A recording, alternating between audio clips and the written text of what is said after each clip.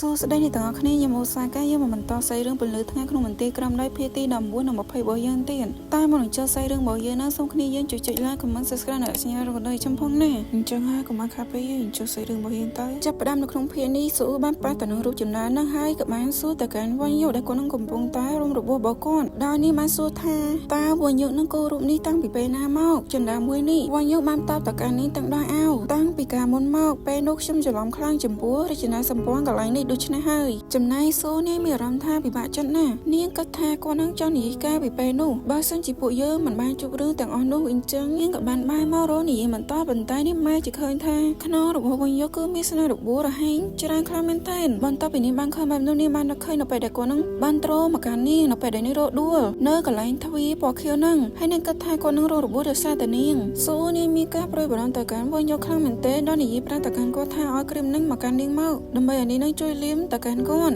់នៅពេលដែលនាងរកឈោងដៃប៉ះទៅកាន់ខ្នងរបស់គាត់ហ្នឹងគាត់ក៏បានទះដៃនាងចេញដល់ប្រាប់ទៅកាន់នាងថាខ្ញុំគឺមិនអីទេដៃរបស់យើងឯងនឹងប្រឡាក់ជាមិនខានទេនេះនៅពេលដែលគាត់ហ្នឹងនិយាយអញ្ចឹងហើយនាងក៏បាននឹកឃើញពេលមុននាងក៏បានគិតផងដែរខ្ញុំខំមកដល់ទីនេះទាំងអស់ប៉ុន្តែគេនៅតែស៊ូនាងបន្ទាប់ពីនឹកឃើញរឿងទាំងអស់ហ្នឹងហើយនាងបានសួរទៅកាន់គាត់តើលោកនៅតែមិនជឿទុកចិត្តមកកាន់ខ្ញុំទេមែនវាមិនមែនអញ្ចឹងទេអញ្ចឹងតើវាជាអ្វីតើខ្ញុំអាចលេងដៃរបស់ខ្ញុំបានតើគ្រាន់តែខ្ញុំមិនចង់ឲ្យឈារបស់ខ្ញុំប្រឡាំងទៅលើនាងតែប៉ុណ្ណោះតើវាសំខាន់ដែរឬនៅភ្លាមនឹងនាងស្ទើរតែភ្លេចហើយនាងទៅតែចង់ចាំថាគាត់នឹងធ្លាប់និយាយប្រាប់នាងថាគាត់នឹងធ្លាប់បានសម្លាប់ឪពុករបស់គាត់ហើយនៅពេលនេះនាងចាប់ផ្ដើមបែកញើសហើយនាងក៏បានព្យាយាមរលែងដើម្បីជួយគាត់នាងបានសម្លឹងមើលទៅកាន់ដៃរបស់គាត់បន្ទាប់មកនាងក៏បានកេះជើងរបស់គាត់ដោយនិយាយថាអញ្ចឹងយ៉ាងហើយណាឲ្យខ្ញុំជួយកក់សោឲ្យយើងទៅយ៉ាងណាក៏ដោយដៃរបស់យើងនឹងរងរបួសដោយសារខ្ញុំតែគាត់នៅតែនិយាយប៉ាសែតទៅកាន់នាងថាគាត់នឹងអាចកក់សងដោយប្រើដៃម្ខាងទៀតរបស់គាត់បានអាហ្នឹងតែកូនស្រីយើងតែចង់ប៉ះប៉ើទៅកាន់គេប៉ុន្តែគេនៅតែប៉ាសែតមកកាន់នាងរបស់វិញយើងនេះមិនចេះយកចិត្តគេសោះវិញយកដោយសង្កេតឃើញថាទូស្រីយើងនឹងចង់យំអញ្ចឹងគាត់ធ្វើខ្លួនមិនចង់ត្រូវទេគាត់ទៅតែចាំពីសម្ដីរបស់នាងឥឡូវនេះយើងនៅតែមិនចង់ជឿទុកចិត្តមកកាន់ខ្ញុំទេមែនបន្ទាប់ពីពេលហ្នឹងមកចុះឡានចលាក៏បានសម្រេចចិត្តឲ្យទូស្រីយើងនឹងជួយកក់សក់មកកាន់គាត់ហើយអ្នកដែលបានកក់សក់គេនឹងក៏រៀងភ័យដែរនាងគាត់ថានេះជាលំដំបូងរបស់ខ្ញុំហើយដែលបានកក់សក់ឲ្យទៅកាន់អ្នកដទៃបែបនេះហើយខ្ញុំនឹងលាងសាប៊ូចេញឲ្យគេនឹងអស់ហើយឬនៅគ្រាដែលនាងកំពុងតែលាងចម្រាំងសាប៊ូនឹងនាងទៅតែចាប់ផ្លឹកថាទឹកនឹងបានហូរប្រឡាក់អាវរៀមរបស់គាត់ហើយនាងឃើញចឹងឡើងភ័យតែម្ដងដល់ចាប់ទាញក៏អារបស់គាត់យ៉ាងលឿនដោយបាននិយាយថាអារបស់គាត់នឹងសើមហើយប៉ុន្តែវិញយកក៏មិនចេះចាប់អារម្មណ៍ទៅនឹងដៃរបស់ស៊ូដែលបានប៉ាំងក៏ចឹងក៏របស់គាត់អានឹងមកខ្ញុំតែងុំនឹងគាត់បានលឺសំដីរបស់ស៊ូនិយាយអញ្ចឹងទៀតហើយយ៉ានេះគួរឲ្យអស់សំណើចមែនវិញយកតើយើងអាចជួយដោះអាវរបស់យើងនឹងចេញបានអត់វាពិតជារំខានមែនបន្ទាប់ពីលឺដូច្នោះហើយមិនដឹងថាអារម្មណ៍របស់គាត់នឹងហោះហើរទៅដល់ធម្មជាតិណាទេក៏បាននៅសម័យនៅពេលដែលស៊ូនឹងនាងបានដោះអាវឲ្យអោមកកាន់គាត់ពេលខ្លះវិញយងរៀងរុកចិត្តដែរហ្នឹងណាសំបីតែស៊ូនាងរៀងឆ្ងល់ដែរដល់ហៅទៅកាន់គាត់ហេហើយអ្វីបានជាត្រចៀករបស់យើងនឹងក៏ហមម្លេះមិនណើក៏ហមមិនដោយសារតែគ្នានឹងតរមអត់បានដោយសារតែគាត់នឹងតរបានអញ្ចឹងគាត់យកក្បាលគាត់នឹងញប់ចូលទៅក្នុងទឹកលៀងចាននឹងតែម្ដងទៅគាត់មិនចង់ឲ្យខ្លួនឯងនឹងក៏រឹងប្រទេសផ្ដាសាមែងគ្នាហើយស៊ូដល់ឃើញគាត់នឹងសុកសឹងទៅជាអញ្ចឹងនឹងនាងគិតថាប្រហែលជានាងនឹងធ្វើវាខ្លាំងពេកហើយក៏បានសុំទៅកាន់គាត់ហើយនាងប្រាប់គាត់ថានាងនឹងធ្វើថ្នមជាងមុនវិញយកគាត់មិនបានបញ្ឈប់ត្រឹមនឹងនោះទេគាត់ក៏បានច្បោកក្បាលរបស់គាត់នឹងទៅនឹងទឹកលៀងចាននឹងកាន់តែខ្លាំងសំបីតែតើនឹងក៏បានហៀចេញមកខាងក្រៅតែម្ដងបន្ទាប់ពីស៊ូឃើញដូច្នោះនាងឡើងគៀងតែម្ដងស្អីគេតើលោកនឹងកំពុងតែធ្វើអ្វីហ្នឹងម្ល៉េះហើយបន្ទាប់ពីច្បោកក្បាលហើយគាត់ក៏បានងើបមកតាំងតឹងសោមជោគតែម្ដងគាត់ក៏បានរលែងនិយាយប្រាប់ទៅកាន់នាងខ្ញុំគ្រាន់តែត្រូវការបន្ធូរកំណៅប៉ុន្តែខ្ញុំចង់មានន័យថាមុខរបស់យើងនឹងក៏មិនក្រហមដល់ថ្នាក់នោះដែរឥឡូវនេះអារបស់យើងនឹងសោមជោគហើយវាមិនអីទេខ្ញុំនឹងប្រើម៉ាស៊ីនផ្លុំសង់សម្ងួតម៉ាស៊ីនផ្លុំសក់ឬចាំតិចសិនវិញយកអារបស់យើងនឹងមកខ្ញុំមានវិធីល្អជាងនេះបន្ទាប់ពីពេលហ្នឹងមកអ្នកទាំងពីរក៏បានចេញមកខាងក្រៅដោយស៊ូនឹងនាងបានជួយហាឲ្យទៅកាន់វិញយកលក្ខណៈថាចង់យកចិត្តគេហ្នឹងណាមើលទៅវាស្ងួតហើយខ្ញុំហ៊ានភ្នាល់ថាយើងមិនដឹងទេថាអាកាសធាតុខាងក្រៅល្អបែបនេះមែនទេព្រោះលោកនឹងទៅតែនៅក្នុងមន្ទីរក្រោមដីរហូតមកខ្ញុំមិនដឹងព្រោះភ្លើងនៅក្នុងមន្ទីរក្រោមដីបានបើកឡើងអូខ្ញុំយល់ហើយស៊ូនាងក៏បានយកអារបស់វិញយកមកហើយនាងក៏បានបែរមើលទៅកាន់ចេញនៅក្បែរនាងហើយនាងក៏បាននឹកឃើញនៅពេលដែលនាងធ្លាប់បានឈរនៅពីលើនឹងបន្ទាប់ពីបានកិនអញ្ចឹងហើយនាងក៏បានដើរសន្តាទៅកាន់វិញយក ហើយក៏បានបោះអោឲ្យទៅកាន់គាត់ហើយសួរគាត់ថាតើគាត់នឹងធ្លាប់ឡើងមកទីនេះពីមុនដែរទេទូស្រីយើងនិយាយអញ្ចឹងហើយនាងក៏បានខំប្រឹងឡើងទៅខាងលើនឹងដូច្នេះហើយទូប្រុសយើងមិនទៅឃើញទូស្រីយើងនឹងឡើងទៅខាងលើនឹងអញ្ចឹងគាត់បានប្រាប់នាងទៅហើយអ្វីបានជានាងឡើងទៅទីនោះវាគ្រោះថ្នាក់ណាស់ឆាប់ចុះមកវិញមកស៊ូគាត់ក៏បានព្យាយាមរត់ទៅហាមឃាត់នាងប៉ុន្តែក៏ហាមឃាត់អត់ទាន់ទេព្រោះអីនាងតោងលឿនណាស់មកផ្លែទេនាងឡើងទៅខាងលើតតែបានតែម្ដងនៅពេលដែលឡើងមកដល់ហើយនាងក៏បានដាក់គូអង្គុយនៅខាងមុខជញ្ជាំងនឹងដែលនាងធ្លាប់ឈរការពីលើកមុននាងបានគិតថាចាត្រឹមត្រូវហើយខ្ញុំដឹងទីនេះមិនខ្ពស់ដល់ឋានៈគ្រោះថ្នាក់ធ្ងន់ធ្ងរទេហើយអ្វីបានជាពីមុនខ្ញុំអាចមានកំណត់បែបនេះសម្បីតែនៅកម្ពុជាប៉ុណ្ណាពិតជាមិនយល់សោះនៅក្នុងពេលជាមួយនឹងគ្នានឹងផងដែរវ៉ាញ៉ូក៏បានឡើងមកតាមនាងតហើយបន្តមកក៏បានរត់តោមនាងនឹងទីស៊ូចេញពីទីនោះទាំងនឹងហក់ខ្យល់តែម្ដងគាត់ក៏ស្មានថានេះមានគំនងចង់សម្រាប់ខ្លួនឯងអញ្ចឹងណាដល់ស៊ូតកានាងយើងឈ្គួលហើយមែនបើសិនជាយើងស្លាប់នោះជឿឲ្យមានទៅបើសិនជាស៊ូស្លាប់មែនណាគាត់ច្បាស់ជាទៅតាមស៊ូដែរហើយនៅធ្វើអីទៀតបើសិនជាស៊ូមិននៅផងនឹងបើសិនជាមិនតរស់នៅក៏គ្មានន័យអីដែរចំណែកស៊ូនាងឃើញអញ្ចឹងនាងមានអារម្មណ៍ថាភាំងសម្បីតែស្បែកជើងនាងស្រាប់តែជ្រុះនាងនៅតែបន្តក៏ក្នុងចិត្តអត់ទេបើសិនជាសម្បីតែនៅទីនេះក៏មិនអាចផ្ដល់ផ្លូវឲ្យខ្ញុំចេញបានផងស៊ូនាងក៏បាននឹកឃើញទៅនឹងបញ្ហាដែលនាងបានជួបប្រទះដែលគ្រួសារខាងមីងមិនថែអ្នកដទៃទេពួកគេមិនដែលខកខ្វល់អំពីនេះនោះឡើយពួកគេគ្រាន់តែចាត់ទុកនេះដូចជាខ្មោចមួយដែរវល់វល់តាមប្រាណពួកគេតែប៉ុណ្ណោះមិនថានេះបាត់បង់ជីវិតក៏គ្មាននរណាម្នាក់បានខ្វល់អំពីនេះនោះទេបន្ទាប់ពីនេះបាននឹកឃើញរឿងរ៉ាវទាំងអស់នឹងហើយនាងបានហៅទៅកាន់វិញយក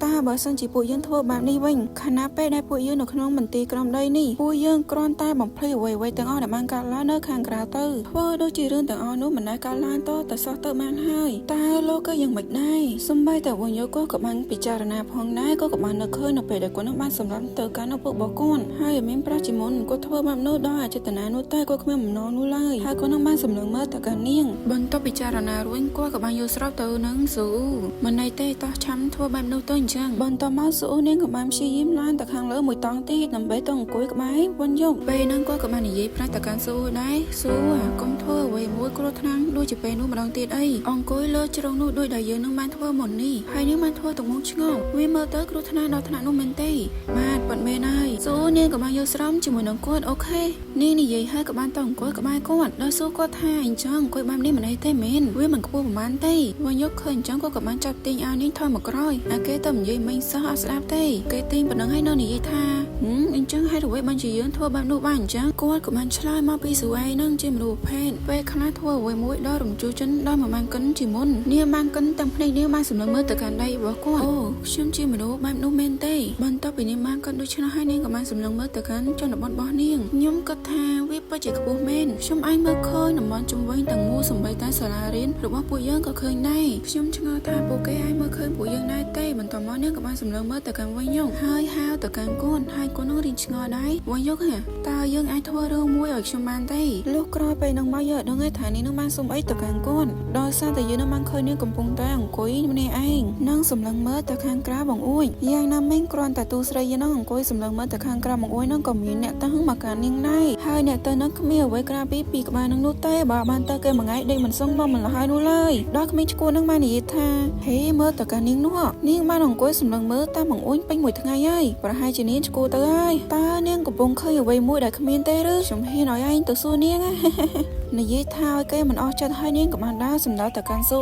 ហើយក៏បានយកជើងនាងនឹងបានតទៅនឹងតុរបស់នាងនឹងនិយាយទៅកាន់ស៊ូហេហេតុអ្វីបានជាឯងសម្លឹងមើលតាមបងអួយអញ្ចឹងតួស្រីយើងលើអញ្ចឹងនាងក៏មិនខ្វល់ទេឲ្យដូនខេចាងាកចេញក្រែងអ្នកខ្លះនឹងចាត់ទុកគេនឹងជាខ្មោចមែនចាឲ្យសមមកឲ្យស្គាល់អារម្មណ៍ដែលគេមិនបានខ្វល់ជាមួយម្ដងមើលដល់អញ្ចឹងទៅចេះខឹងដែរយីប៉ែសក់លឿននឹងក៏បានសើចំអស់ទៅកាន់គ្នានាងហើយយ៉ានាងមិនអាពើនឹងឯងទាំងស្រុងតែម្ដងណាយីប៉ែនឹងមិនទៅពីស៊ូមកបានរវីរវល់ជាមួយនឹងនាងចាប់ផ្ដើមខឹងហើយនាងថែមទាំងបានរង្គើទុករបស់តួស្រីម្ដងហើយម្ដងទៀតដែលបណ្ដាសិស្សនៅក្នុងថ្នាក់នឹងបានសម្លឹងមើលមកកាន់នាងព្រាតតែម្ដងនាងថ្លង់ឬខ្ញុំសួរថាហេតុអ្វីបានជានាងសម្លឹងមើលតាមបង្អួយដូចមនុស្សឈ្គួរអញ្ចឹងខ្ញុំក៏មិនដឹងដែរប៉ុន្តែស៊ូកំពុងធ្វើដូចជានាងមិនលឺគេនិយាយអញ្ចឹងណាធ្វើដាក់គេមុនបានដល់ពេលគេធ្វើវិញចេះខឹងដែរណែហើយយីប៉ែនឹងមិនឈប់ត្រឹមនឹងនោះទេនាងនៅតែបន្តរឺរឿងទៅកាន់ស៊ូដោយរង្គើទុករបស់នាងហេខ្ញុំកំពុងតែនិយាយជាមួយនឹងឯងនៅគ្រានឹងមិនដឹងថាយីប៉ែជីវ័ននឹងខ្មោចចូលឬក៏យ៉ាងម៉េចទេនាងបានធ្វើ ធ្វើឲ្យទូរស័ព្ទរបស់នេះនឹងបានជ្រុះហើយនាងក៏បានរើសវិញដែលបណ្ដាពួកគេទាំងពីរអ្នកនឹងបានបញ្ឈុំទង្វើមួយនឹង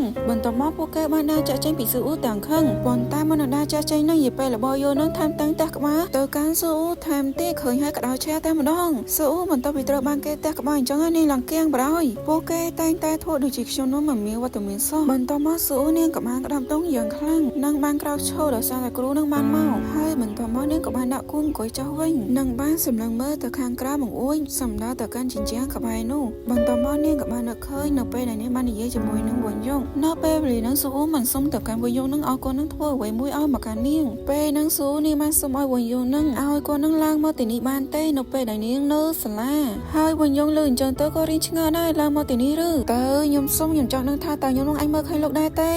ខ្ញុំនឹងប្រាប់លោកបន្ទាប់ពីនឹងវ៉ុនយ៉ុងគាត់ពិតជាបានធ្វើទៅតាមអ្វីដែលស៊ូអ៊ូបានសុំពិតមែនបើសិនជានេះជាអ្វីដែលអូនចង់បានណាមកនឹងធ្វើគ្រប់យ៉ាងដើម្បីអូនមកគូនេះគេឡើងស្វីតតែម្ដងហើយនៅពេលដែលស៊ូអ៊ូបានសម្លឹងមើលនោះនាងឃើញថារូបរាងរបស់វ៉ុនយ៉ុងនឹងយ៉ាងម៉េចទេនៅពេលដែលបានមើលពីចម្ងាយបែបហ្នឹងដែលមិនដោយនាងនឹងផ្ទុះសំណាយសាច់ពេញថ្នាលតែម្ដងហើយក៏បានធ្វើឲ្យមនុស្សគ្រប់គ្នានឹងបានសម្លឹងមើលទៅកាន់នាងព្រានម្ល៉េះហើយនាងក៏បានខ្ទប់មកយ៉ាងលឿនដោយអមទៅខាងក្រោមតុបានសំទោសទៅកាន់អ្នកគ្រប់គ្នាសំទោសផលមានអ្វីមួយជាប់បំពង់កខ្ញុំនាងក៏បានកាន់តែមនុស្សស្មានដល់ខ្ញុំមិនចង់ជឿគេទេគេពិតជាបានធ្វើវាមែនឬគេកំពុងតែដើរមកហើយអូឥឡូវនេះគេអង្គុយហើយខ្ញុំគួរតែធ្វើម៉េចទៅហើយឥឡូវនេះគេប្រហែលជាកំពុងអៀនខ្លាំងណាស់ខ្ញុំមិនចង់ជឿទេថាគេពិតជាបានធ្វើរឿងនេះឲ្យខ្ញុំមែនខ្ញុំមិនអាចបញ្ឈប់ការសើចរបស់ខ្ញុំបានទេខ្ញុំពិតជាចង់ទៅមើលព្រឹត្តិការណ៍របស់គេណាគ្រាន់តែបានឃើញមកពីចម្ងាយអូនក៏មានក្តីសុខដែររាល់ទុកសោអំបីមិញក៏ត្រូវបានរុញច្រានចោលដោយមិនបានរំពឹងទុកបន្ទាប់ពីពេលហ្នឹងមកនាងក៏បានមករកគាត់នៅមន្ទីរក្រមដីហើយលោកបងវ៉ុនយ៉ុងដែលកំពុងតែរងចាំស៊ូអ៊ូហ្នឹងបន្ទាប់ពីដឹងថាគេមកអញ្ចឹងខំស្ទុះងើមករកគេយ៉ាងលឿនតែម្ដងណាស៊ូនៅពេលបានម្ដងហើយនឹងក៏បានសួរដែរថាវ៉ុនយ៉ុងហ្នឹងកំពុងតែគេងមែនលោកបងវ៉ុនយ៉ុងក៏បានព្យាយាមបើកភ្លើងហើយចំណែកពលឺវិញចាំគាត់នឹងចង់ខ្វាក់ភ្នែកដោយសារតែវានឹងចាំងពេកក៏បានយកដៃបាំងបន្ទាប់មកក៏បានកលេចមើលទៅកាន់ស៊ូអ៊ូចង់និយាយថាស៊ូអ៊ូគេចេញមកគេឡើងសប្បាយចិត្តបន្ទាប់ពីឃើញបងគេអូវ៉ុនយ៉ុងយើងភ្ញាក់ហើយមែនយើងបានមកមើលទឹកមុខរបស់វ៉ុនយ៉ុងវិញគាត់ឈរឡើងផ្លឹកតែម្ដងដោយសារតែឃើញស៊ូអ៊ូញញឹមស្អាតពេកគឺថាឡងគេយកតែមែនទេគឺងើមក្បាលលេងរួចហើយកូនស្រីយើងបន្ទាប់ពីមកដល់ទីនេះគឺនាងនិយាយច្រើនខុសប្លែកពីធម្មតាហើយយ៉ាខ្ញុំបានឃើញលោកមកពីបន្ទប់ថ្នាក់រៀនរបស់ខ្ញុំមកដំបូងខ្ញុំគិតថាយើងនឹងមិនឡើងមកទេព្រោះយើងប្រហែលជាខ្មាស់ប៉ុន្តែខ្ញុំនៅតែពិនិត្យមើលម្ដងហើយម្ដងទៀតដើម្បីឲ្យប្រកបខ្ញុំសប្បាយចិត្តណាស់ដែលខ្ញុំបានឃើញបែបនោះមួយផ្លែកខ្ញុំគិតថាប្រហែលជាសត្វព្រៃអីមួយហើយឬអ្វីផ្សេងប៉ុន្តែនៅពេលដែលខ្ញុំបានឃើញយើងដើរទៅមកអញ្ចឹងទើបដឹងថាជាយើងនឹងឯងពេលខ្ញុំកំពុងរៀនខ្ញុំពិបាកតបសម្ដែងណាទោះជាយ៉ាងណាក៏ដោយវ៉ុនយ៉ុងក៏មានមន្ទិលសង្ស័យដោយសារតែឃើញស៊ូសប្បាយចិត្តខុសពីធម្មតាមានន័យថាវ៉ុនយ៉ុងនឹងក៏បានដឹងថាស៊ូនឹងមានបញ្ហានៅសាលារៀនមកម្ល៉េះដោយគាត់នឹងបានយកដៃរបស់គាត់នឹងប៉ះទៅនឹងផ្ទៃមុខរបស់ស៊ូយើងមើលឃើញលបងវ៉ុនយ៉ុងឃើញគាត់ស្មើអញ្ចឹងមែនប៉ុន្តែគាត់ចាប់បានលឿនណាមើលតែមកកលេសទេក៏មើលដឹងថាស៊ូនឹងជួបបញ្ហានៅសាលាសម្បីតែស៊ូនាងមានអារម្មណ៍ថាឆ្ងល់សុកសុងក៏មកប៉ះផ្ទៃមុខរបស់នាងស៊ូនាងក៏បានសួរតើកាន់គាត់អូវ៉ុនយ៉ុងមានអី